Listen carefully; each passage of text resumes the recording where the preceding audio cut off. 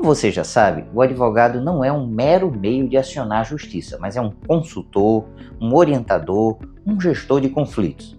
Mas você sabe como a atuação desse profissional pode impactar seu patrimônio e até as suas finanças?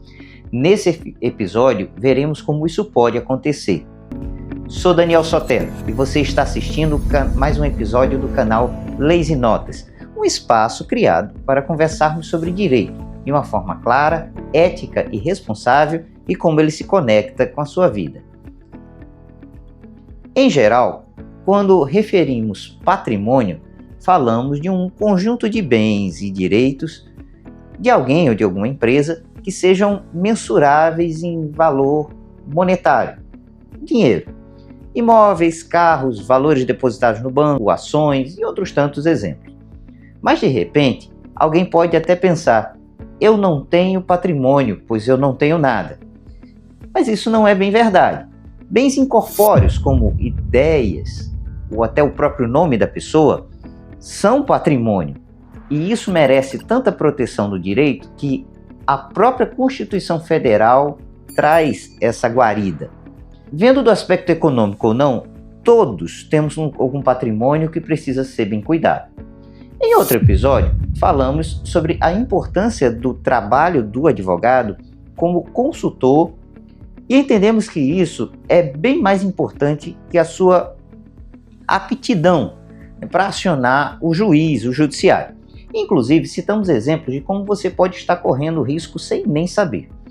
Ora, fica evidente desde logo que um contrato de aluguel que não é bem redigido, ou mesmo que tenha disposições ilegais, pode gerar um impacto patrimonial de uma grande magnitude. Imagine se você tem uma casa que aluga para alguém e, por uma característica do contrato que você resolveu fazer por conta própria, acaba tendo que acionar a justiça para que o inquilino saia. Quanto tempo vai demorar para que haja resolução nesse caso? E o que fazer com aquele montante financeiro do imóvel que está imobilizado? Será que isso não acaba sendo um prejuízo se você precisa do recurso em um tempo mais curto? Outra situação muito comum é a regularização de imóveis. Muitos são donos de terrenos, mas acham que tem uma casa que construíram ali, mas nunca averbaram.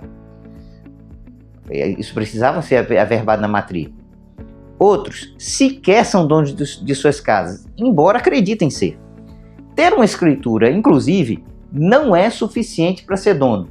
E às vezes, aquele contrato que a gente chama de contrato de gaveta pode até ter um efeito contra alguma escritura pública em algumas situações muito específicas. Como você pode estar seguro de que aquilo é realmente seu?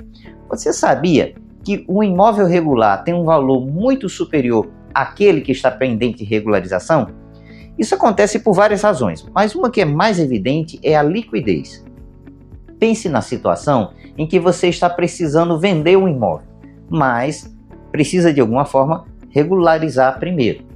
Escritura, averbação de alguma coisa, inventário, coisas parecidas com isso. Enquanto isso não acontecer, esse imóvel não pode ser financiado e outra pessoa só pode ser dona efetiva se esse problema for corrigido. Daí, ao tentar vender esse bem, você pode perder ótimas oportunidades por falta de regularização. E além disso, você pode ter um bem de grande valor que pode lhe proporcionar certas portas para soluções financeiras e até interessantes, importantes para algum projeto de investimento, mas o bem acaba não servível a isso por estar irregular.